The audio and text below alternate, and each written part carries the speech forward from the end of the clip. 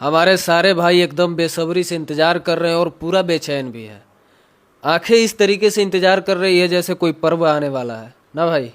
देखिए, अब सबको इंतजार है पवन भैया के गाने का, जो कि नए गाने का पोस्टर आया था डीआरएस म्यूजिक से। वो गाना का पोस्टर तो रिलीज हो गया, लेकिन गाने का ना टीजर आ रहा है, ना गाना आ रहा है, ना कुछ अपडेट मिल रहा है। सबको पता है कि अपडेट में ये मिला कि भैया का तबीयत खराब है, थोड़ा उनकी सेहत में गिरावट है। मतलब जुकाम वगैरह सर्दी वगैरह हो गया था, जो भी होता है नॉर्मली मौसम चेंज होता है तो अब जुकाम में तो खांसी में भैया गाना गा नहीं पाएंगे। तो थोड़ी बहुत ये दिक्कतें थी, लेकिन अब सारी दिक्कतें ठीक हो चुकी है और तबीयत में उनके सुधार बहुत हो चुका है।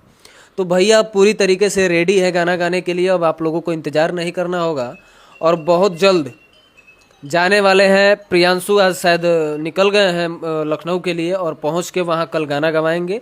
भैया कल गाना गाएंगे या आज रात को ही गाना गा देंगे।